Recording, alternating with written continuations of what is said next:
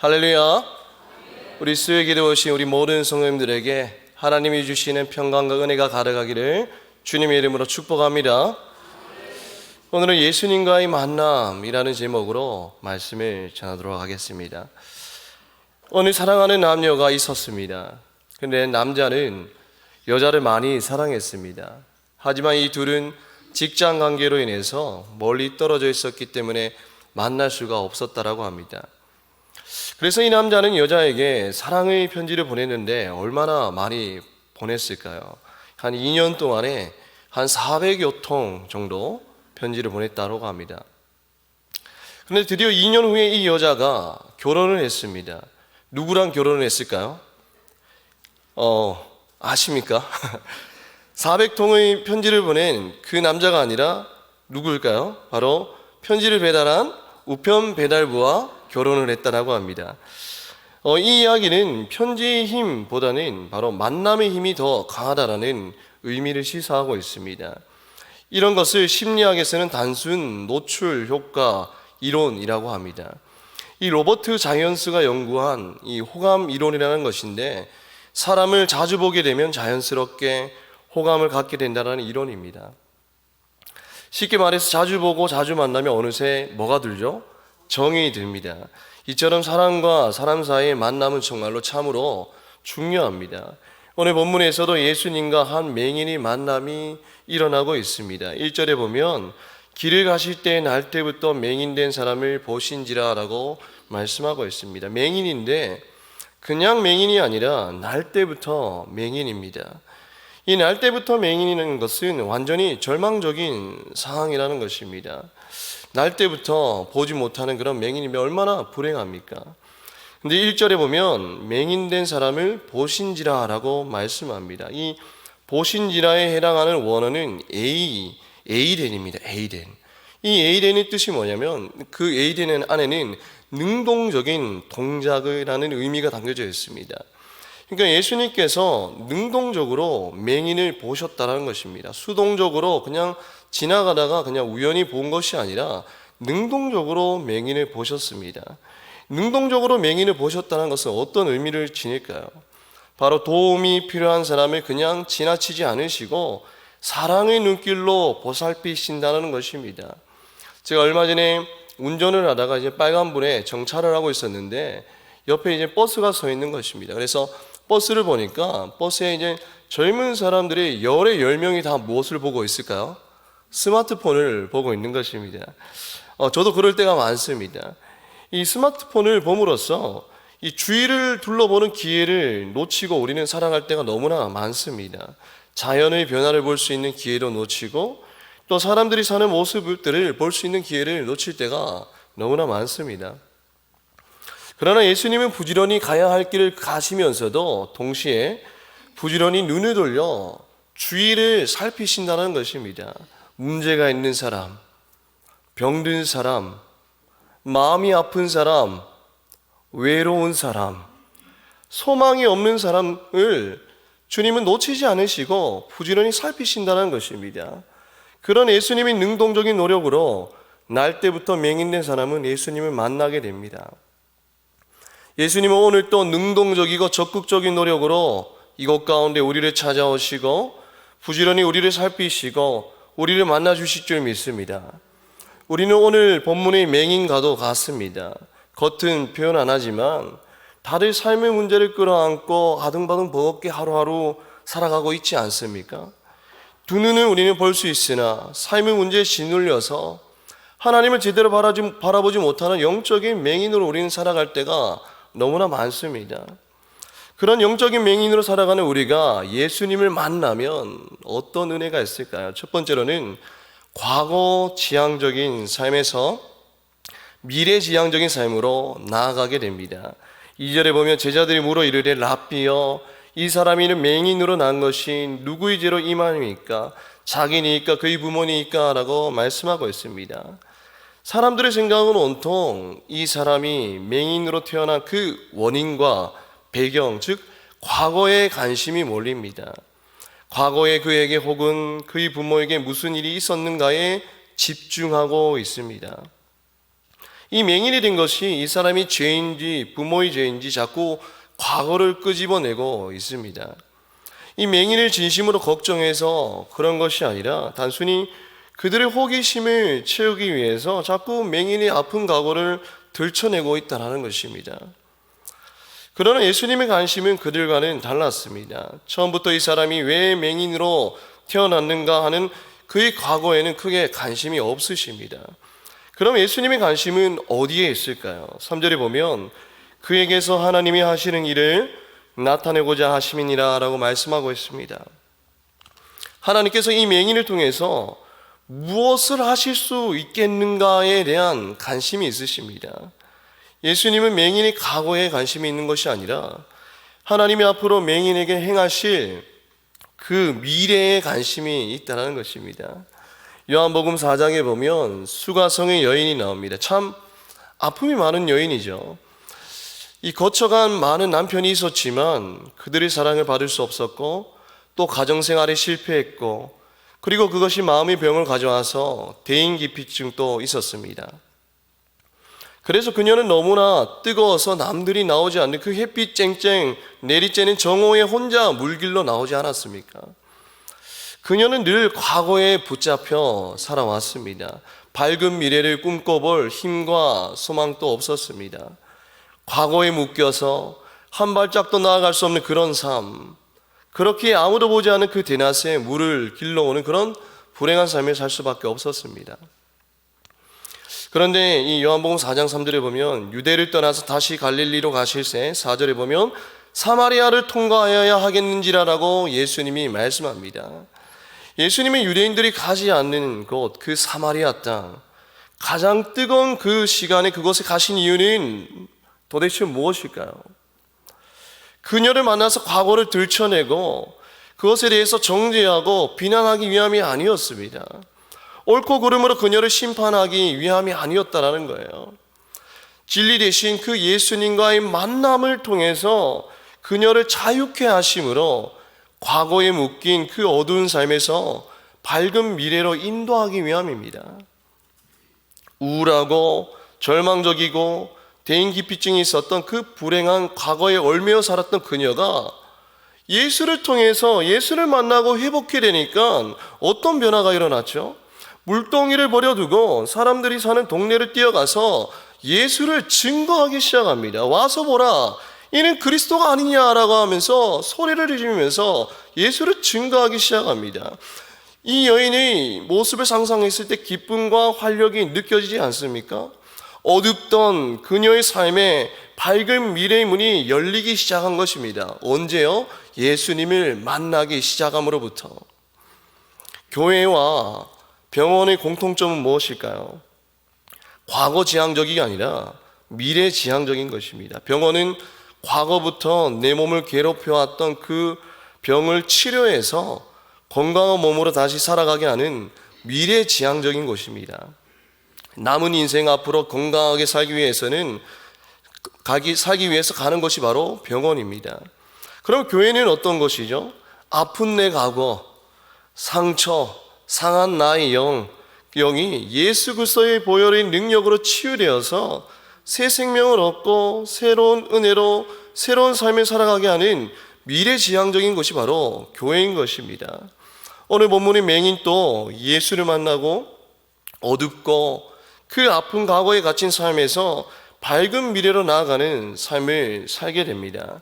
8절에 보면 앉아서 구걸하던 자가라고 말씀하고 있습니다. 이 맹인이 일정한 장소에 주저앉아서 목숨을 연명하기 위해서 그 길로 지나가는 사람들에게 오랫동안 구걸하여 왔던 사람임을 암시하고 있습니다. 제가 예전에 해외여행 갔다가 목적지를 완전히 잘못 가가지고 정말 언어도 안 통하고 해는 저물어 가고 먹을 것은 없고 길은 잃어버리고 잘 곳은 없고 그래서 정말로 서러웠던 적이 있습니다. 잠깐이었지만 정말로 외롭고 서러웠던 기억이 있는데 이 맹인은 정말 오랜 시간 동안에 앞이 보이지 않는 상황에서 한 자리에서 그렇게 구걸했다는 걸 생각하니까 얼마나 인생이 힘들고 서러웠겠습니까? 그렇게 불행한 과거에서 벗어나지 못했던 그가 7절에 보면 이르시되 실로암 못에 가서 씻으라 하시니 이에 가서 씻고 밝은 눈으로 왔더라라고 말씀하고 있습니다. 밝은 눈으로 왔더라. 눈이 어두워서 비참하게 구걸하던 그 초라한 과거의 인생이 예수를 통해서 눈을 뜨게 되고 밝고 환한 새로운 인생문이 활짝 열리게 된 것입니다. 우리가 예수님을 내 주인으로 모시고 또 매일매일 내 안에 계신 예수님을 우리가 만나게 된다면 결코 어두운 과거에 머무르는 불행한 인생이 되지는 않습니다. 5절에 보면 예수님은 세상의 빛으로 오셨습니다. 예수님은 이 땅 가운데 세상의 빛입니다. 그 빛 대신 예수님이 우리에게 말씀하셨습니다. 너희는 세상의 뭐라고요? 빛이라 라고 말씀합니다. 우리가 예수님을 믿기 전에는 어둠으로 살았습니다. 그러나 빛으로 오신 그 예수님을 영접하는 순간 우리는 세상의 빛이 되었습니다. 더 이상 어두운 과거에 얽매여 살아가는 어둠의 자녀가 아니라 어두운 세상을 변화시키는 빛의 자녀로 살아가게 된다는 것입니다. 아무리 저주받은 것처럼 보이는 불행한 인생도 예수를 만나면 그 인생은 어두운 과거에서 벗어나서 밝은 미래로 한 걸음 한 걸음 걸어가는 빛된 인생이 된다는 것입니다. 성경에 보면 야베스, 그 야베스의 이름이 그 어미가 수고로이 낳았다라는 그런 뜻입니다. 출생부터 그의 삶은 정말 굉장히 고통스러웠음을 우리는 이름을 통해서 알 수 있습니다. 그런데 이 야베스가 이렇게 고백합니다. 원컨대 주께서 내게 복을 더하사 나의 지경을 넓히시고 주의 손으로 나를 도우사 나로 환난을 벗어나 근심이 없게 하옵소서 하였더니 그 구하는 것을 허락하셨더라 라고 말씀하고 있습니다. 야베스가 기도하는 내용이 뭐죠? 과거로부터 나를 괴롭혀왔던 환난으로부터 벗어나게 해주시고 주께서 베풀어 주시는 밝은 미래, 복된 미래로 나아가게 하옵소서라고 기도하는 거 아닙니까? 이 야베스는 자신의 고통을 곱씹으면서 과거를 집착하는 그런 과거 지향적인 삶이 아니라 새로운 미래를 열어주시는 그 하나님께 미래지향적인 기도를 드리고 있음을 우리는 알 수 있습니다. 그리고 하나님은 그 기도를 기뻐 들으시고 응답하셨습니다. 불행한 사람의 공통적인 특징을 제가 찾아보니까 그 특징 중에 하나가 바로 과거에 집착한다는 것입니다. 그래서 다른 사람과 대화를 할 때에도 지금까지 살면서 자기가 겪었던 그 불행이 대화의 주 내용이라고 합니다. 그리고 더 이상 할 말이 없으면 이젠 다른 이에 대한 소문이나 험난을 늘어놓는다라고 합니다. 그러나 예수를 만난 사람은 과거 지향적인 삶에서 미래 지향적인 삶으로 변화되게 되어 있습니다. 예수님은 십자가에서 인간의 아픔과 상처와 고통과 외로움을 다 경험하셨기에 우리가 그 예수님을 만날 때 진정한 위로와 치유를 경험할 수 있고 더 나아가서 과거에 집착하는 삶이 아니라 주님과 함께 주님 손 꼭 잡고 밝은 미래를 열어가는 복된 삶을 살 수 있다는 것입니다. 여기에 계신 우리 모든 성도님들은 과거에 집착하다가 주님 주신 이 귀한 세월을 낭비하는 인생이 아니라 날마다 내 안에 계신 살아계신 예수를 바라봄으로 주님과 함께 밝은 미래를 열어나가는 복된 삶 되시기를 주님의 이름으로 축복합니다. 우리가 예수님을 만나게 되면 두 번째 은혜는 간증하는 삶을 살게 됩니다. 3절에 보면 예수께서 대답하시되 이 사람이나 그 부모의 죄로 인한 것이 아니라 그에게서 하나님이 하시는 일을 나타내고자 하심이라 라고 그렇게 말씀하고 있습니다. 교회에서 어떤 교인이 몸이 아프면 우리는 때로는 속으로 이렇게 생각합니다. 뭘 잘못해서 저렇게 하나님께 벌을 받았나라고 우리는 속으로 정죄할 때가 있지 않습니까? 저런 병을 얻은 것에는 분명 본인이 잘못이 있다, 죄를 지어서 그럴 것이다 라고 우리는 생각하고 정죄할 때가 있습니다. 물론 죄 때문에 받는 벌도 있습니다. 그러나 그것을 무조건 일반화시켜서 적용하면 안 됩니다. 그 병이 어떻게 생긴 것인지 우리는 다 알 수 없습니다. 하나님만 아십니다. 그렇게 함부로 정죄하거나 결코 비난해서는 안 됩니다. 심판은 우리 목이 아니라 누구의 목이죠? 하나님의 목입니다. 다만 우리는 하나님의 사랑을 받은 자로서 우는 자들과 함께 울며 먼저 다가가서 위로하고 기도하고 도우는 것이 우리가 해야 할 일입니다. 그런데 이런 인과응보적인 생각은 오늘 본문이 맹인이 살던 당시 사람들에게도 있었습니다. 그러나 병이나 불행이 하나님이 벌이라고 단순하게 생각하는 사람들의 그 인과응보적인 생각에 대해서 예수님은 반대하십니다. 예수님은 그가 소경이 된 것이 그 부모나 그의 죄 때문이 아니라 하나님의 일을 나타내시려는 하나님의 섭리 때문이라고 그렇게 가르쳐 주셨습니다.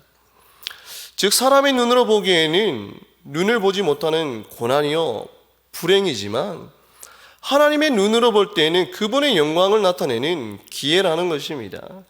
요한복음 11장에 보면 나사로의 죽음에 대해서 이야기가 나옵니다. 마르다와 마리아의 오빠 나사로가 병들어 죽게 되었습니다. 정말 불행 중에 불행이죠. 사랑하는 오빠가 그렇게 세상을 떠나게 되었습니다. 그 불행에 슬퍼하는 그 누이들에게 예수님은 그런데 이렇게 말씀하십니다. 예수께서 들으시고 이르시되 이 병은 죽을 병이 아니라 하나님의 영광을 위하며 하나님의 아들이 이로 말미암아 영광을 받게 하려 함이라 하시더라라고 그렇게 말씀합니다. 그의 죽음은 정말 말할 수 없는 그런 슬픔이었지만 그것은 하나님의 일을 나타내고 예수님이 영광스럽게 되시는 사건이었습니다. 우리는 우리 삶 가운데서 불행이 닥쳐오면 하나님은 원망합니다. 하나님 왜 내 삶 가운데 이런 눈물과 아픔을 주십니까? 왜 이런 고통을 주십니까? 라고 우리는 원망할 때가 많습니다. 그러나 때로는 하나님께서는 하나님의 영광을 드러내기 위해서 그 눈물과 아픔을 우리에게 허락하실 때가 있다는 것입니다. 시편 50편 15절에 이렇게 말씀합니다. 환난 날에 나를 부르라. 내가 너를 건지리니 내가 나를 영화롭게 하리로다 라고 말씀하고 있습니다. 출애굽 이스라엘 백성들 정말 400년 동안 죽을 고생하면서 노예 생활했고 드디어 노예 생활을 탈출하게 되는 감격스러운 순간인데 뒤에는 뭐가 따라오죠? 말과 병거릇한 그 애굽의 최강 부대가 그들을 죽이려고 쫓아오고 있습니다. 그때 이스라엘 백성들은 절망하여 부르짖었고 모세를 원망하기 시작합니다. 왜 우리를 이곳에 불러내서 죽게 만드냐고 그렇게 원망하죠. 모두가 다 그 상황을 고난이요 위기로 바라봤습니다. 그러나 모세는 그 위기를 위기로 보지 않고 하나님의 큰 권능을 경험하고 영광을 돌릴 수 있는 기회로 믿었습니다. 그래서 백성들에게 이렇게 말합니다. 너희는 두려워 말고 가만히 서서 여호와께서 오늘날 너희를 위하여 행하시는 구원을 보라라고 그렇게 선포합니다. 그 결과 홍해 바다가 갈라지는 하나님의 큰 기적을 백성들이 목도하게 됩니다. 그래서 백성들이 막 홍해를 건널 때 춤을 추죠. 이 노래로 여호와께 노래하니 일렀으되 내가 여호와를 찬송하리니 그는 높고 영화로우시며 말과 그 탄 자를 바다에 던지셨음이로다. 여호와는 나의 힘이요 노래이시며 나의 구원이시로다라고 하나님을 찬양하며 춤을 추며 그렇게 경배합니다. 우리의 믿음의 눈을 들어서 볼 때 우리에게 닥친 고난은 하나님의 영광을 드러내는 기회이자 도구가 된다는 것입니다. 우리에게 일어나는 일들을 하나님을 드러내는 기회이자 도구로 여길 때에 우리는 어떤 인생이 될까요? 바로 간증이 끊이지 않는 인생이 된다는 것입니다. 9절에 보면 어떤 사람은 그 사람이라 하며 어떤 사람은 아니라 그와 비슷하다 하거늘 자기 말은 내가 그라하니 라고 그렇게 고백하고 있습니다. 무리 중에는 눈뜬 거지 맹인을 보고 예전에 그가 아니라 비슷한 사람이라고 주장하는 이들이 적지 않게 있었습니다. 그래서 서로 간에 논란이 있었습니다. 저 사람은 그 옛날에 거지 맹인이었는데 눈이 뜨게 되었다라고 하고 아니다 비슷한 사람이다라고 막 주장하는 그런 논란이 막 일어난 것입니다. 그런데 그 논란을 잠재우는 한마디가 있었습니다. 바로 이거입니다. 내가 그 사람이다 라고 그렇게 고백하고 있는 거예요. 내가 그 사람이다. 이 맹인이 하나님이 하시는 일을 나타내는 도구로 사용되었을 때 그의 입에서 자신 있게 내가 예수께 고침을 받은 그 사람이다라고 지금 간증을 하고 있는 것입니다. 내가 고침을 받은 그 사람이다라고 지금 자신 있게 간증을 하고 있다는 것입니다. 우리 고난도 하나님만을 드러내는 기회로 우리가 바라볼 때에 우리 입술에서 간증이 끊이지 않는 복된 인생이 된다는 것입니다. 블레싱 금요기도회 때 오시는 강사님들 보면 정말 공통적인 이야기가 있죠. 뭐가 있습니까? 고난이 있습니다. 그죠? 근데 그 고난을 통해서 정말 하나님을 뜨겁게 만난 일들을 간증하지 않습니까? 그죠? 우리 성도님들이 기도와 또 응원과 격려로 해서 우리 청년부 수련회가 정말 은혜롭게 잘 마치게 되었습니다. 근데 우리 수련회가 끝나고 나서 한 청년이 저한테 오는 겁니다. 그 끝난 당일날에 와서 목사님께 꼭 드리고 싶은 말씀이 있습니다라고 하는 겁니다. 그래서 그 청년의 이야기를 들어보니까 그 청년은 이제 이전에는 교회를 다녔어도 제대로 다니지 않고 습관적으로 그렇게 교회를 다녔다라고 합니다. 그리고 교회를 다니면서도 하나님을 부정할 때가 많았고 또 코로나 기간에는 교회를 거의 나오지 않았다라고 합니다.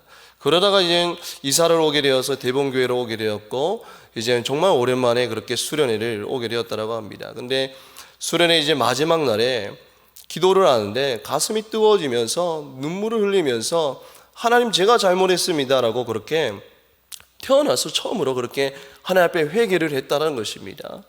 그리고 회개하고 나서 정말 드는 마음이 정말 하나님 말씀을 읽고 싶고 또 믿지 않은 친구들에게 전도를 하고 싶은 그런 마음이 막 일어난다라고 그렇게 저한테 고백하면서 목사님 저 하나님 만난 것 같습니다라고 그렇게 고백하는 겁니다. 너무 감동이더라고요. 그 친구는 예수님을 만났습니다. 기독교는 체험의 종교입니다. 우리가 예수님을 만나게 되면 그 은혜를 어떻게 하게 되어 있죠? 간증하게 되어 있습니다.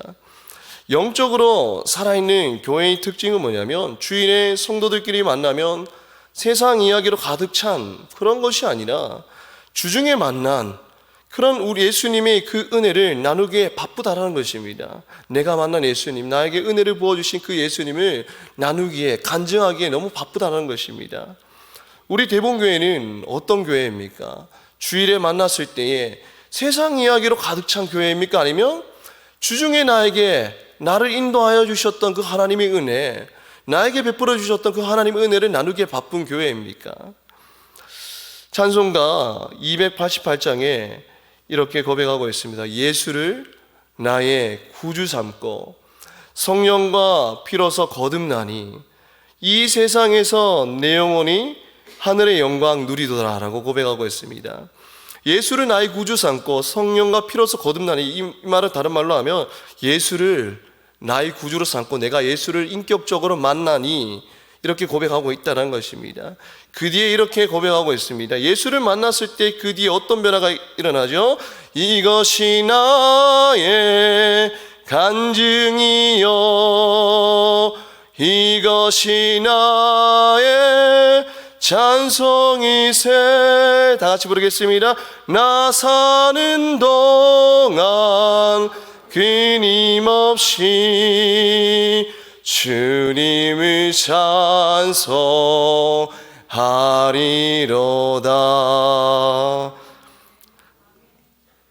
저는 청년부를 담당하고 있습니다. 그런데 청년부 담당할 때의 목표는 단 하나입니다. 청년들이 예수 그리스도를 인격적으로 만나서 모두가 예수님의 제자가 되는 것이 저의 목표입니다. 예수님의 제자들은 모두가 예수님을 인격적으로 만났고 그들은 가는 곳곳마다 예수님을 간증하지 않으면 견딜 수가 없었습니다. 예수를 만나면 그 내가 만난 예수 그리스도 그리고 복음을 증거하는 삶을 살 수밖에 없다는 것입니다. 오늘 맹인이 예수를 만나고 내가 그러다라고 그렇게 간증하였듯이 우리 삶도 예수를 만나면 예수를 간증하지 않을 수 없다는 것입니다. 오늘 본문의 맹인이 예수님을 만나고 더 이상 과거에 얽매이지 않고 자신을 만나주신 그 주님을 간증하는 삶으로 변화되었듯이 우리 모든 성도님들도 내 안에 계신 예수 그리스도를 날마다 만남으로 날마다 새로운 은혜를 부어주시는 그 주님을 가는 곳곳마다 간증하며 살아가는 복된 삶 되시기를 주님의 이름으로 축복합니다.